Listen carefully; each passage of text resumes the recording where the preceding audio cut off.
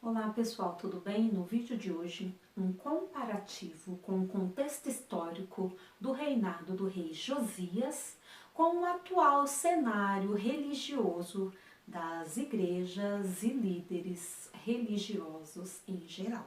Mas antes, se você ainda não é inscrito no canal, se inscreva no canal, deixe o seu curtir, ative o sininho para você receber do YouTube as notificações dos novos vídeos. O canal está rumo aos 10.000 inscritos. Colaborem aí, tá? Obrigada. Eu sempre gostei dos livros históricos da Bíblia. Eu lembro quando eu fui escolher o curso da minha primeira faculdade, eu estava em dúvida entre História e Geografia. E por gostar muito da história bíblica, o diferencial, o que fez eu decidir entre os dois cursos foi o quê? Foi a minha paixão, né, pela história da Bíblia. Então eu falei, então vou fazer história, por isso, optei por isso. Agora, de trazer esse assunto pro canal, por que que eu trouxe? Tem um tempinho aí, já quase um mês, que eu tô com a ideia fixa nessa passagem bíblica. Ideia fixa, ideia fixa. Eu falei, então eu vou levar o assunto lá para conversar com o pessoal do canal sobre ele. Antes de entrar no ponto, no assunto propriamente dito, eu vou relembrar vocês dos antecedentes históricos. Então vamos lá. Lembrem-se dos patriarcas: Abraão, Isaac, Jacó, os 12 filhos de Jacó, quando os irmãos de José o venderam para o Egito. Posteriormente, José se torna governador do Egito. Aí acontece lá a fome em Canaã e os irmãos vão até o Egito buscar alimento e acabam encontrando com José. E José os convida para morar lá no Egito. Aí toda a família de José, Jacó também vai lá para o Egito e fica morando lá, ok. Só que o tempo passa, os anos foram passando e aí José morreu. O faraó que conhecia a família de José também morreu. Consequentemente, né, com os anos se passando, o número de integrantes da família de José cresceu muito. E aí o que aconteceu? Os próximos faraós que não conheciam a história, o acordo que fez, não permitiu que o povo saísse do Egito. Foi então aí que entra o papel de Moisés ao libertar o povo do Egito.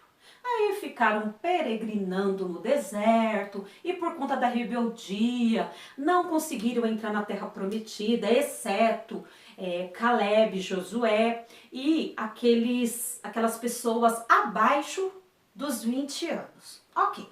Aí essa turma entrou em Canaã, na terra prometida. O tempo foi passando e não tinha um rei. Quem que governava, quem que liderava o povo de Israel? Eram os juízes. Isso, o povo de Israel. Nas nações, nas demais nações, tinham reis, né? Cada nação tinha o seu rei. E o povo de Israel chegou no profeta Samuel, que era uma espécie de juiz, e disse que queria ter o sistema monárquico também como as outras nações. Samuel não gostou muito não, ficou meio desapontado, irritado e levou o caso a Deus. E Deus falou o que para Samuel? Samuel, faz conforme eles querem. Não é a você que eles rejeitaram, e sim a mim. Foi depois disso que surgiu o reino de Israel. Inicialmente unificado. Primeiro o rei Saul, depois Davi, depois Salomão. Salomão agiu de uma maneira que desagradou o povo. Então, na sua morte, quando seu filho Roboão subiu ao trono, o povo foi lá ter uma conversa com ele. Roboão, é o seguinte, seu pai pegou pesado com a gente, né, gostaria que você fosse mais maleável, tudo mais. Aí o que Roboão fez? Ao invés de ouvir conselhos dos homens idôneos, ele optou por ouvir o conselho dos colegas. E falou, não, meu pai agiu assim, eu vou agir mais pesado. Isso causou uma revolta. E aí, isso teve por consequência a divisão do reino. Então, ficou dividido assim, reino do norte, chamado Reino de Israel, com 10 tribos, tendo Jeroboão como líder, como rei, e o reino do sul, com 2 tribos, Judá e Benjamim, reino de Judá, com Roboão reinando. O reino de Judá teve 19 reis, e Josias foi um desses reis. Ele foi o 16º. E a Bíblia faz um comparativo desse rei com Davi. E Davi é considerado homem segundo o coração de Deus. Então ele teve um perfil semelhante ao do rei Davi, do rei Ezequias. Ele não fez aquilo que era mal aos olhos de Deus. Diferente do seu pai Amon, que fez tudo aquilo que Deus não se agradava. Diferente do seu avô Manassés. Claro que Manassés no final da vida se arrependeu, Deus o perdoou, mas ele fez atrocidades pior do que Jeroboão, e Deus ficou muito irritado com isso. Já Josias não. Engraçado, né? O pai e o avô agiu daquela maneira e ele teve uma postura diferente. É interessante, é de se refletir, né? Que essa influência dos seus antecedentes não influenciou na sua postura, no seu comportamento. Josias então foi um dos melhores reis que Judá teve e ele foi responsável pela maior reforma religiosa ali no povo de Israel. Josias subiu ao trono com apenas 8 anos de idade, porque o seu pai, o rei Amon, ele morreu precocemente, vítima de uma conspiração de seus próprios oficiais. Então, diante disso, o rei Josias subiu ao trono, claro que ele tinha assessores ali para auxiliarem, né, no reinado, que ele era apenas uma criança, e ele então foi considerado um dos melhores reis. Ele reinou por 31 anos em Judá e morreu aos 39 anos de idade. Mais pra frente eu vou comentar o porquê dessa morte precoce.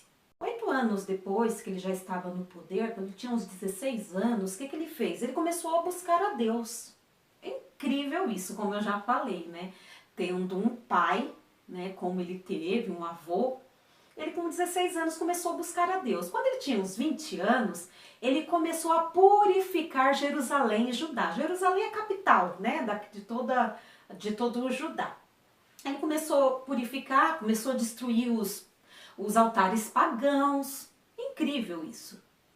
Quando o rei Josias estava com 26 anos, ele nomeou um governador e um secretário. Para quê? Para restaurarem o templo. Então, o governador era o sacerdote, o sumo sacerdote Euquias, e o seu secretário, Safã. Numa certa ocasião, quando o sumo sacerdote Euquias estava recolhendo a prata lá no templo, ele encontrou um livro. E quando ele observou bem, ele percebeu que era o livro da lei. Euquias, então, entregou o livro para Safã, secretário do rei Josias, que por sua vez levou o livro até a presença do rei Josias e leu para o rei em voz alta. Surpreendente foi a reação do rei Josias. Por que surpreendente? Por que eu digo isso? Porque ele foi um dos melhores reis, ele não desagradou a Deus. E mesmo assim, quando ele ouviu o teor do livro da lei, ele rasgou as vestes dele, ele se humilhou, ele chorou, ele falou para o sumo sacerdote, para Safã, ir até o templo com mais outros funcionários, para orarem a Deus por ele e pelo povo de Judá. Não satisfeito, o rei ainda quis que fossem consultar uma profetisa chamada Ulda. E chegando lá, ela ficou sabendo, né, o que levou eles até ali, e ela disse assim, transmitiu a mensagem de Deus. Veja bem, por conta conta do rei ter se humilhado, ter se entristecido, ter chorado, eu pouparei o rei, isso foi a mensagem de Deus, de presenciar a destruição do povo de Judá. Então, essa destruição ocorrerá, mas após a morte dele, por conta da atitude de se humilhar após conhecer o conteúdo do livro da lei. E o que o rei Josias fez? Convocou uma reunião e nessa reunião estavam presentes também todas as grandes autoridades de Judá. Então as autoridades e o povo. Na frente do povo, dessas autoridades, o rei Josias se comprometeu a seguir todos os ensinamentos do livro da lei e exigiu que o povo também prometesse cumprir todos os mandamentos da lei. E o povo prometeu, e durante todo esse período de vida do rei Josias, o povo cumpriu a promessa. O rei Josias convocou sacerdotes levitas e ordenou que eles organizassem a festa da Páscoa conforme instruções contidas no livro da lei. E assim foi feito. Vocês acreditam que desde o tempo do profeta Samuel, não ocorreu nenhuma Páscoa semelhante à celebração organizada pelo rei Josias? Vale lembrar que depois da época ali do contexto do profeta Samuel, teve o reino unificado com 3 reis e o reino dividido com 15 reis. Pensem comigo, quantos anos, ficou sem ter uma celebração de Páscoa. E como se deu a morte do rei Josias precocemente aos 39 anos de idade? Aconteceu assim. O rei Neco, um rei pagão do Egito, estava combatendo, estava em guerra contra os assírios. Aí o que o rei Josias fez? Convocou lá o exército dele e foi combater o rei Neco. O rei Neco, por sua vez, mandou uma mensagem para o rei Josias de Judá. Rei Josias, eu não tenho problema com você, meu problema não é com você, meu problema é com os assírios, eu não quero guerra com você, me deixe em paz. O rei Neco, um rei pagão, disse para o rei Josias para ele não se intrometer com Deus, caso contrário ele seria destruído. O rei Josias não escutou, não deu ouvido. Eu imagino, é um rei pagão lá do Egito, eu vou escutá-lo? Pois ele não voltou atrás, o rei Josias, e juntamente com o seu exército, enfrentou o exército do Egito, do rei Neco. Inclusive, ele tirou as suas vestes reais, se descaracterizou, para passar por uma pessoa comum, como mais um soldado, e enfrentou, o exército dos egípcios. E a consequência disso é que ele foi ferido por flecheiros egípcios. Ele ficou muito ferido, foi levado por seus oficiais para Jerusalém, mas ele não resistiu aos ferimentos e faleceu aos 39 anos de idade. Eu gostaria de comentar com vocês, fazer um comparativo de alguns pontos dessa história com a realidade da religião hoje. Por exemplo, o sacerdote, o sumo sacerdote Ilquias. O sacerdote, sumo sacerdote, ele era o responsável, era o chefe dos sacerdotes. Ele era o único que podia entrar no Santo dos Santos, na Arca da Aliança. Ele era responsável por legislar, por julgar. As funções de um sumo sacerdote eram elevadíssimas, importantíssimas. E o que ele estava fazendo no livro de 2 Reis, 22, 23, 2 Crônicas 34 e 35, ele foi encontrado contando as pratas. E vale lembrar que foi nesse contexto que ele encontrou o livro da lei.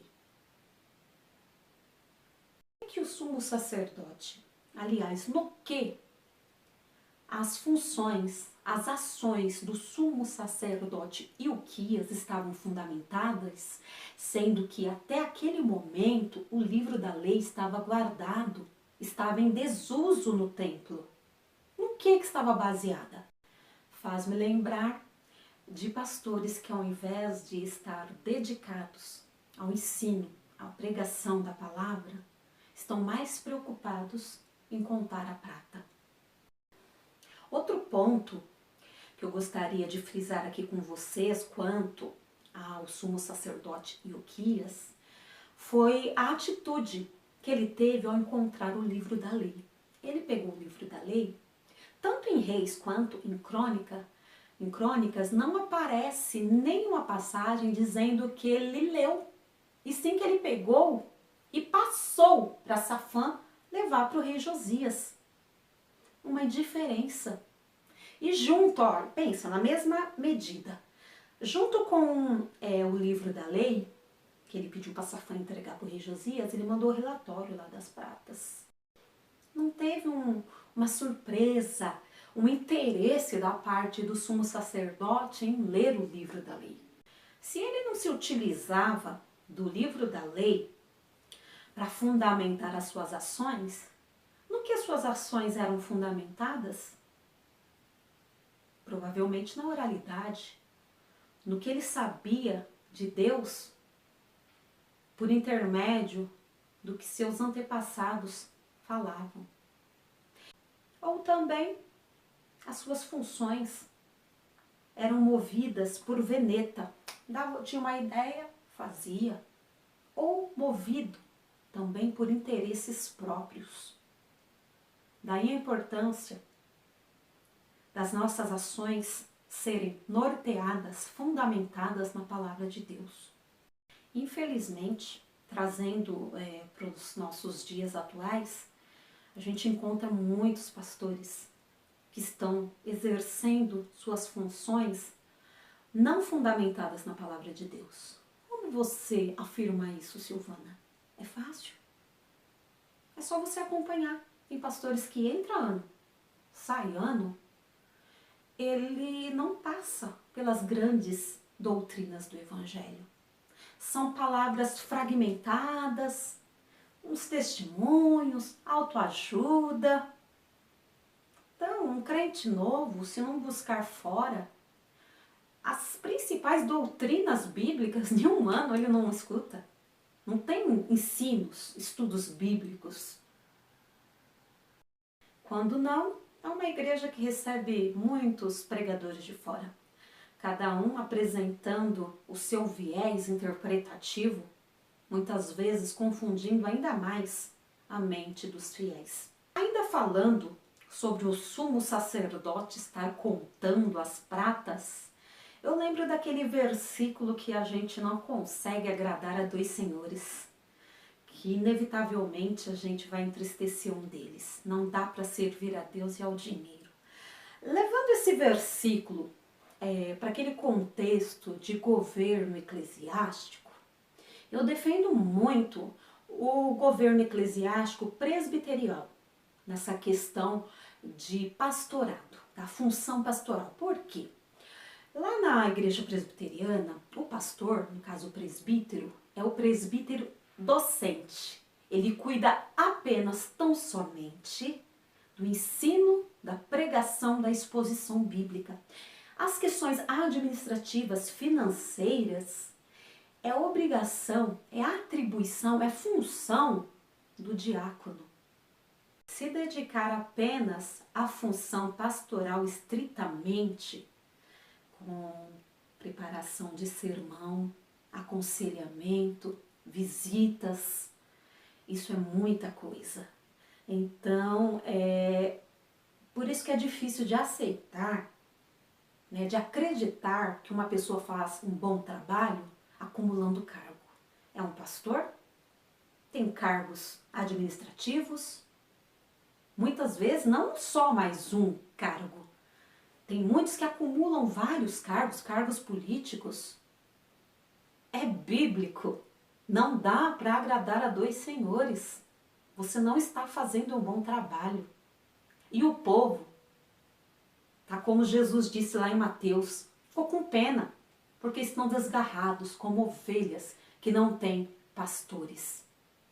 Ok, Silvana, mas alguém precisa ocupar essas funções administrativas. Tudo bem, você quer acumular cargo? Ok, acumule, mas delegue. Organize departamentos com pessoas idôneas, preparadas, especializadas, como, por exemplo, um departamento estruturado de visita aos membros enfermos que estão passando por problemas, luto, um departamento de aconselhamento bíblico, com pessoas especializadas, confiáveis. O que não pode é deixar o povo dessa maneira. O que não dá é você dedicar 10% do seu tempo ao pastorado da igreja e 90% a funções administrativas, políticas, entre outras. Veja bem, Josias, um rei destacado se comparado com os demais devido à sua conduta, boa conduta, quando teve contato ao teor do livro da lei, ficou impactado. Ou seja, ele percebeu que ele estava em falta. Isso me faz lembrar, observar, que muitas vezes a gente pensa que está fazendo tudo certo. Mas o nosso referencial é a Bíblia. E quando a gente lê a Bíblia, a gente percebe que a gente está em falta. Percebe nossa deficiência. Eu me lembro que em 2005, deu uma vontade de ler a Bíblia. Até lembro da Bíblia, era uma bege pequenininha. Comecei a ler. Para quê, irmãos? Como bem diz Salomão, parece que quando a gente é ignorante, a gente é mais feliz. Quanto mais você sabe, mais você sofre. Depois que eu li a Bíblia, depois que eu terminei de ler a Bíblia, eu percebi. Tanto quando eu passava pelo reinado do rei Josias, todas as vezes que eu li essa passagem, eu percebi que meio que eu tive a mesma reação dele quando eu li a Bíblia. Eu tive um choque de realidade. Por quê, Silvana? Eu era hiperativa nos trabalhos da igreja. Incansável. Parecia Marta, irmã de Lázaro. E ainda me incomodava com as pessoas que não faziam muito. E aí quando eu passei em primeiro, Isaías capítulo 1, Deus falando que estava farto daquele monte de festa. Festa da lua, festa disso, festa daquilo. Ele estava cansado. Quem que requereu isso deles? Quando eu cheguei lá na passagem de Lázaro, de Marta e Maria, está atribulada com tanta coisa, sendo que a principal é estar aos pés de Jesus, como Maria aprendendo dele. Silvana, então você está querendo dizer que não é para a gente fazer mais nada da igreja? Quem que vai fazer então? Não é isso que eu estou falando. Você pode fazer muitas coisas. Mas o que você precisa saber é ser sincero com a sua motivação. O que está levando você a ser hiperativo na igreja? É a propagação do Evangelho de Cristo? Ou a gente está falando do seu ego? Porque pentecostalismo, Assembleia de Deus, como tem um capítulo no livro Matriz Pentecostal, Assembleia de Deus, do escritor Gedeon Alencar, a Igreja Assembleia de Deus proporcionou algo aos fiéis que em nenhum outro lugar ele teria oportunidade. Subir num púlpito e ser ouvido por pessoas. Então, muitas vezes, essa questão da vazão, alimenta o ego das pessoas. Então, muitas vezes, elas estão motivadas incansavelmente, trabalhando, não é para a propagação do reino de Deus, e sim para suprir suas necessidades, sua autoestima.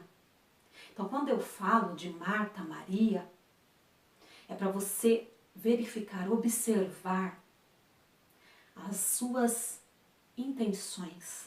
As suas motivações são legítimas ou são apenas para alimentar o seu ego? A partir daquele momento que eu li a Bíblia pela primeira vez, a minha visão de mundo religioso mudou. A partir daquele ano que eu li a Bíblia, porque eu conhecia fragmentadamente, né? Eu achava interessante aquele livro, tal livro, achava que conhecia porque eu ouvia uma pessoa ministrando, escola dominical, mas tudo muito fragmentado. Quando eu peguei para ler mesmo, do começo ao fim, não aquela leitura corrida, meditando, marcando, tudo certinho, fazendo comparativo, minha vida nunca mais foi a mesma. Nunca mais foi a mesma. Eu vi que eu estava equivocada e achando que eu estava fazendo a obra do Senhor. A partir daquele momento, coloquei o pé no freio. Eu comecei a observar tudo que eu ia fazer, qual era a minha real motivação. E muitas vezes eu me peguei motivada a suprir meu próprio ego. A reação do rei Josias, ao conhecer o conteúdo do livro da lei, foi rasgar as vestes, se humilhar, se entristecer, orar a Deus, buscar mais ainda a Deus. A minha reação foi de vergonha, de surpresa, de revolta. Qual será a sua reação? Qual foi a sua reação ao conhecer o Evangelho in natura? Não o que as pessoas dizem ser o Evangelho, e sim você ir direto à fonte. Você ler toda a Escritura. Qual será a sua reação? Qual foi a sua reação? Josias foi encontrado por Deus, foi poupado de ver a destruição do seu povo, porque ele se humilhou. Quer ter sua oração respondida por Deus? Buscar-me-eis e me encontrareis, quando me buscardes de todo o vosso coração. E se o meu povo, que se chama pelo meu nome, se humilhar e orar e buscar a minha face e se converter dos seus maus caminhos, eu ouvirei do céu, perdoarei os seus pecados e sararei a sua terra. Deus não atende oração de fariseu. Deus não atende oração formal. Deus não atende qualquer oração. Todas as vezes que eu busquei a Deus em oração, mas de todo o coração e alma, Ele nunca me deixou no vácuo. Ele pode não ter respondido, feito aquilo que eu pedi, mas algum sinal em resposta, algum sinal provando que Ele me ouviu, Ele deu. Ele nunca me deixou sem resposta. Quer ter a sua oração ouvida? Busque a Deus de todo o seu coração. Por que a palavra de Deus tem que ser pregada? O povo não precisa de diversão, de autoajuda. O povo precisa de palavra de Deus. A igreja está como está, porque o livro da lei, a Bíblia, está perdida, escondida e guardada dentro da igreja. Deus não mudou, a sua palavra não mudou. Porque nossas orações não estão sendo ouvidas? Precisamos encontrar o livro poderoso. Veja o que diz em Hebreus 4:12. Porque a palavra de Deus é viva e poderosa, mais cortante do que uma espada de dois lados, que penetra a fundo, a ponto de separar alma e espírito, juntas e medulas, pensamentos e desejo do coração, mostrando-nos como somos na realidade. Enganoso é o coração do homem. A palavra de Deus é o parâmetro, é o espelho, ela nos mostra quem somos na realidade. Não é diversão, autoajuda que vai trazer o povo à consciência. É a palavra de Deus, é a pregação da palavra de Deus. Encontre o livro.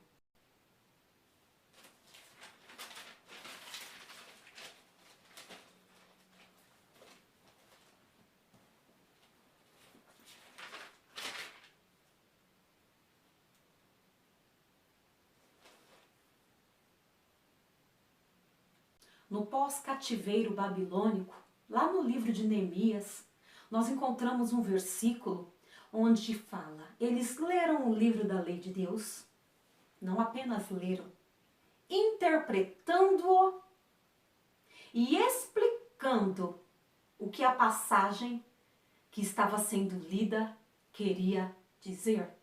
É isso que vocês estão fazendo? Lendo o livro, interpretando e explicando a passagem que estava sendo lida, o que aquela passagem queria dizer? Sabe qual foi a consequência disso? Dessa leitura, interpretação e explicação? Todas as pessoas começaram a chorar quando ouviram o mandamento da lei. Esse é o poder da palavra de Deus.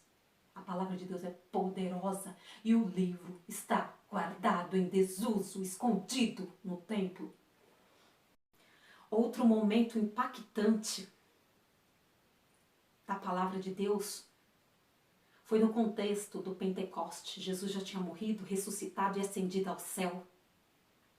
Pedro pronuncia um sermão baseado no livro de Joel sobre o derramamento do Espírito. Estas palavras de Pedro comoveram a todos profundamente e disseram a Pedro e aos outros apóstolos: irmãos, que devemos fazer? Então Pedro, com muitas palavras, procurando convencer todos os ouvintes, continuou: salvem-se dessa geração perversa. E aqueles que acreditaram na mensagem de Pedro foram batizados. E naquele dia se uniram aos seguidores de Jesus cerca de 3.000 pessoas. Do que Pedro falou? Autoajuda? Massageando o ego? Falando o que o povo queria ouvir? Não, foi a palavra do Senhor. Somente a palavra do Senhor vai convencer os corações dos homens. Encontre o livro do Senhor, leia em voz alta, interprete-o, explique-o para o povo. Sabe por que é necessário fazer isso? Porque toda a Escritura nos foi dada por inspiração de Deus e é útil para nos ensinar o que é verdadeiro, nos fazer compreender o que está errado em nossas vidas. O que vai convencer o homem do pecado é o Espírito Santo através da palavra. A palavra de Deus nos endireita e nos ajuda a fazer o que é certo, o que é correto. Mas a palavra de Deus está em desuso, está guardada no templo, na igreja. Silvana, então cada um que pegue a Bíblia e leia, veja bem, de onde partiu a iniciativa, o comprometimento de cumprir os mandamentos, foi através da iniciativa do líder, do rei, de restaurar o templo. Foi aí que ele encontrou o livro da lei e leu para o povo e fez com que o povo prometesse cumprir, e o povo cumpriu durante todo aquele período. Foi-lhe dada uma obrigação, pastores. Pregue a palavra. Leia o livro da lei, a palavra de Deus, ensine, explique, interprete. Somente a palavra de Deus vai convencer o homem através do Espírito Santo do pecado e do juízo. Segundo Timóteo diz que a palavra de Deus é o meio que ele utiliza para nos tornar bem preparados em todos os pontos, perfeitamente habilitados para toda boa obra. Segundo a Pedro diz, crescei na graça e no conhecimento de nosso Senhor e Salvador Jesus Cristo. Em Josué 8:1, Deus aconselha Josué, o mais novo líder do povo de Israel, para que não apartasse da boca dele o livro da lei. Antes, meditasse de dia e de noite. Líder, medita de dia e de noite, ao invés de estar ocupado contando a prata. Em Salmo 1, diz que é feliz o homem que faz da lei do Senhor a fonte de sua alegria. De dia e de noite ele medita nessa lei e fica imaginando como pode obedecer ao Senhor mais de perto.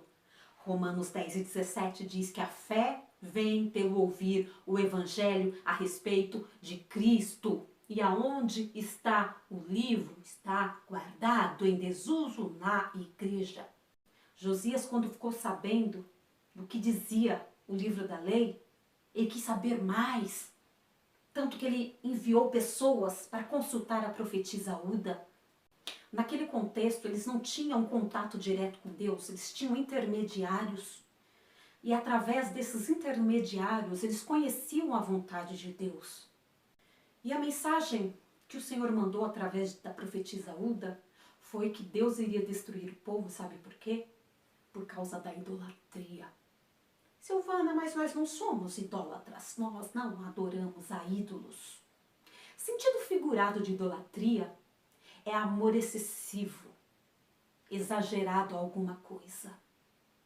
É o que mais a gente vê. Amor excessivo ao dinheiro, amor excessivo ao status. Deus abomina também essa idolatria.